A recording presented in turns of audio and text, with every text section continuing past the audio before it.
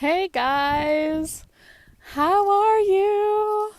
It's me, Katherine Oster, and I am live for my coffee chat today. Oh my gosh, I can't believe it's been a week already, and it's so weird because it feels like it's gone by really fast, and yet it feels like it's been a month since my last coffee chat. So today I am just running around the yard and the house, getting stuff ready. I am hosting Anna Yelenius for a class this weekend, Dream, or something like that. Anyway, it's we're having a taster Friday evening and a 3-day class after that. So I'm just getting stuff ready, and I'm heading to the airport in Saskatoon in a few hours to pick her up. She's gonna be in Canada. I'm so excited. So anyway, I just wanted to show you guys the baby ducks. They're getting so big. There they are. Hello, babies. It's a little bit windy and cloudy today, so they are in their shelter. Hi, guys. Hello. And look at how big they're getting. Oh my God. And they've just been here for a week. And they've probably doubled in size. I honestly don't think they would fit through those squares anymore. So that's them. I have a viewer. I'm sorry for the wind right now. I have 2 people who's watching with me. Please comment. Say hi. Tell me where you're from and how your day is going. Okay, so I wanted to share or talk about a really crazy thing that I do. Oh, look. Here comes Reba. She's like, you showed them the baby ducks. Why don't you show them me too? So there's Reba. Reba came out to say hi. So one of the really weird things that I do, I've always, with horses especially, I've always done this thing where I talk to them. I mean, maybe you do too. And I actually talk to everything. Maybe not out loud, but always in my head. And I didn't realize until I started taking access consciousness classes, and I used to make myself wrong for that and think that I was crazy for talking to things. I would catch myself doing it, and then I'm like, oh my God, I'm so, that's really crazy. People, if anybody found out about this, they would probably institutionalize me. So after using the tools from Access and really acknowledging that that's kind of a magical superpower that I started to play with even more. So I want to show you our camper. So this is our beautiful camper, a chaparral. There's Reba. That's her favorite spot to lay in the summertime. And so she's my brother-in-law and his wife, and we bought a second one, kind of for Travis and I. So we cleared it, and we wanted to put a camper. We thought a camper would work great up there for us right now. It's in our financial means at the moment, or at least, we were thinking it was. And so we started camper shopping in September, October, which is probably a good time of year to get a camper, actually, because, it's kind of, I would say, like the downtime. So we started looking around. Travis went with his brother, and they found, I'm going to show you her again. They found this beauty in Lloyd, and she is, what year is she? So 26 feet long, which is, not too big, but a nice size. I think she's only I think she's 5 years old. Anyway, and so, they found her on the lot. So she's used. And this fellow who owned her previous owner, he was an older fellow that, has a lot at Turtle Lake, which is not very far from us. He never really towed her anywhere. She stayed parked by his cabin and was kind of like overflow room for when family and friends came to visit them. So the outdoor kitchen was still brand new, it wasn't even used. And I love that she has an outdoor kitchen. I'm going to show you.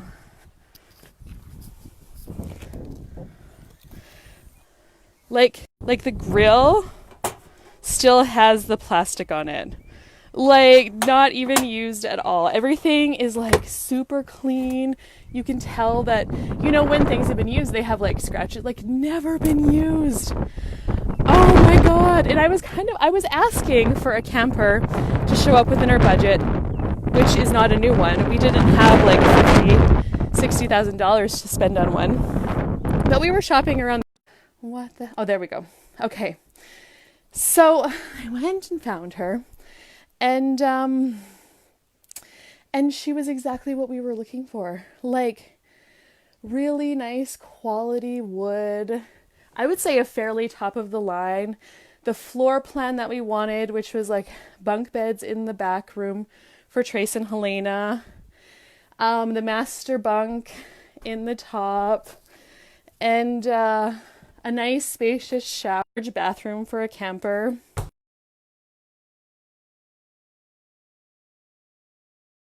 I think they were asking $25,000 for her. I'm not exactly sure, but something like that. And so they went to look, and he took pictures and sent it to me, and we fell in love with her. But we weren't ready to buy her yet because we didn't have the cash. So we wanted to sell the ice castle that we had, which is kind of like a camper for ice fishing. So you pull it onto the ice, and you can it has tires that you can lower down onto the ice. And it doesn't have a bathroom. I mean, it was pretty small, and it was really just for ice fishing. Like, it didn't have the modern amenities that a camper does. So we wanted to sell that. And so we were posting it, but we hadn't sold it yet when Travis first found our beautiful camper. So we didn't have the money in place. So I just asked her questions.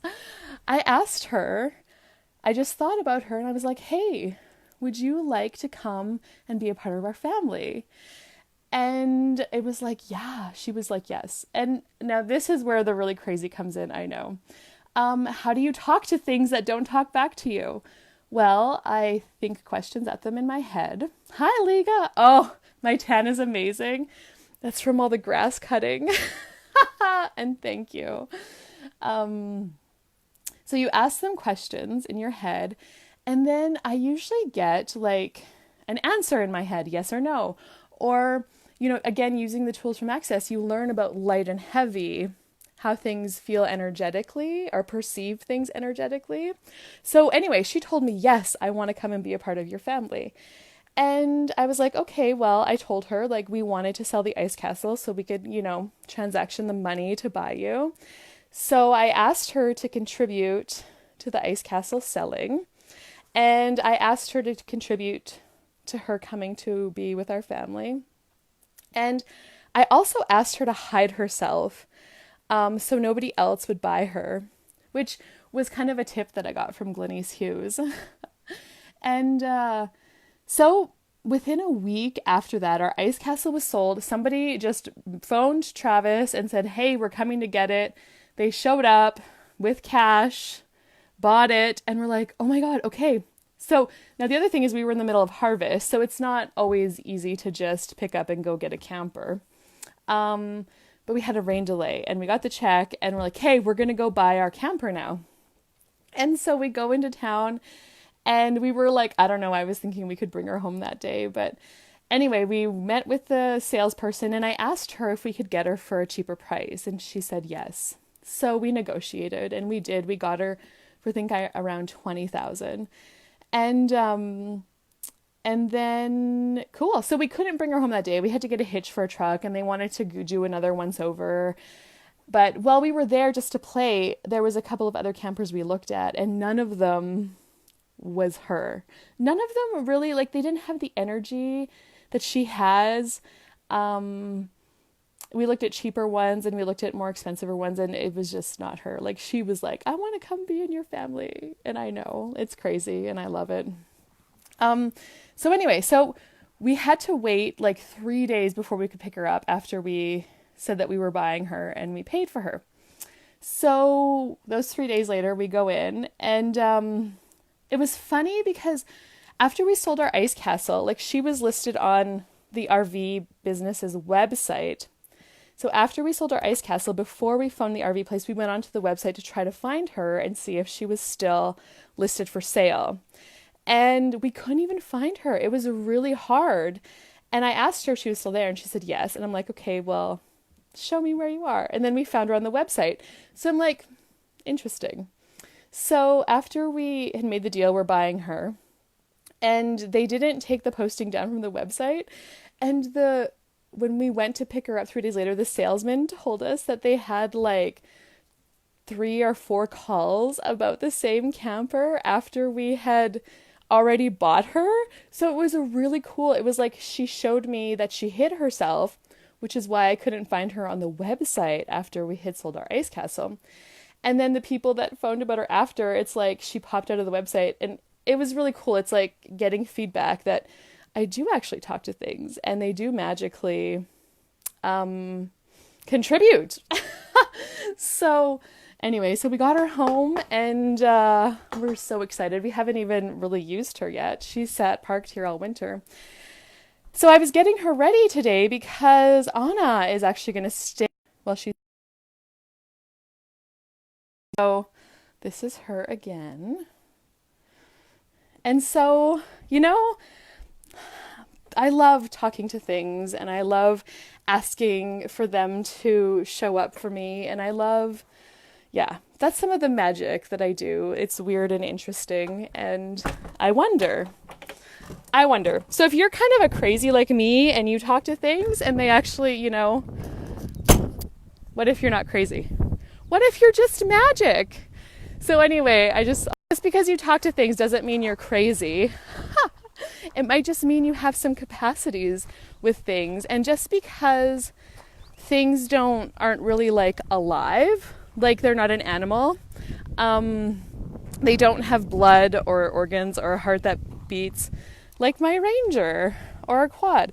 Everything for me has an energy, and it's made up of molecules, and they desire, like, you can actually talk to them.